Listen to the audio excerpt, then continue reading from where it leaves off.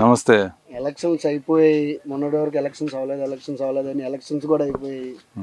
Result రేపు June 4న కూడా రాబోతుంది. ఎలా ఉండబోతుంది అసలు రాష్ట్ర వ్యాప్తంగా?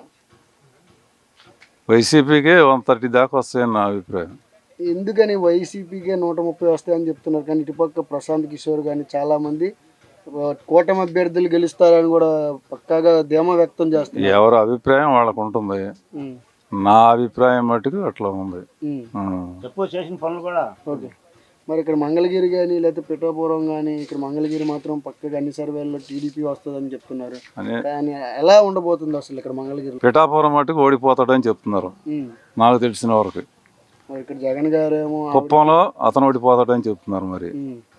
మరి ఇక్కడ పవన్ కళ్యాణ్ ఇక్కడ వంగగీత గారి డిప్యూటీ సీఎం కూడా ఇస్తానని అనౌన్స్ చేశారు జగన్ గారు. చేశారు. మరి ఒకవేళ కూటమి అభ్యర్థి కానీ గెలిస్తే చంద్రబాబు నాయుడు గారు ఏమి ఇస్తారు ఆయనకి? అసలు ఆయన ఏమిస్తాడో మనకు తెలియదు కదా.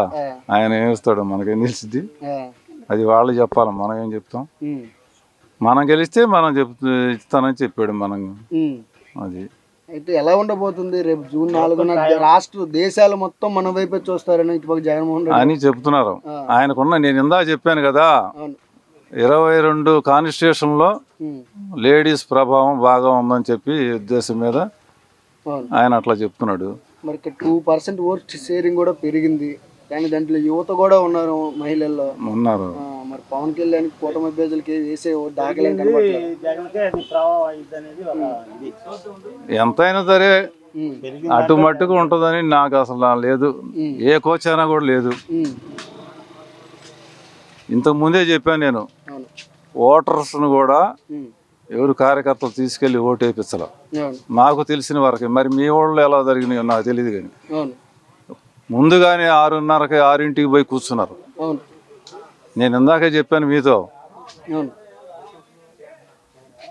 ఈ అభిమానం మీద వేసే ఓటింగ్ వేరు, వ్యతిరేకంగా వేసే ఓటు వేరుగా ఉంటుంది. క్యూ లైన్లో చూస్తే కూడా అది నాకు ఎక్కడ కనిపించలా.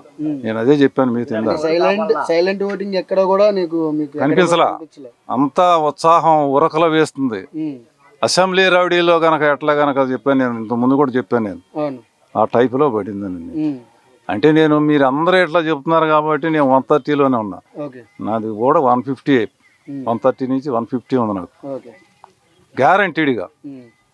అంటే ఇప్పుడు అందరూ ఒక రకంగా చెప్తుంటే అంత 10 మంది మనం చెప్తే మరీ ఏందా విడ్డూరంగా ఉన్నట్టు ఉంటుంది. సొసైటీ రిజల్ట్ చెప్పాలి రేపు గ్యారంటీడ్గా, అందులో క్వశ్చన్ లేదు. అయితే బొత్స సత్యనారాయణ గారు కూడా 9వ తారీఖున వైజాగ్లో ప్రమాణ స్వీకారం కూడా అని కూడా ప్రకటించడం కూడా జరిగింది. అసలు క్లారిటీగా చెప్పడానికి కారణం ఏంటి? ఏం చెప్పేది ఏముంది, ఆయన ముందు మీటింగ్లోనే చెప్పుకుంటూ వచ్చాడు కదా మనకు బహిరంగ సభల్లోనే, నేను అక్కడే చేస్తానని. అంత కాన్ఫిడెన్స్ ఉంది జనంలో, ఉంది గ్యారంటీడ్గా, అసలు అనుమానం లేదు. నీ వంటల్లో నువ్వు చూసావా, అసలు అది గ్యారంటీ కాదు, పైకి వెళ్ళిపోవడమే నా అభిప్రాయం మటుకు.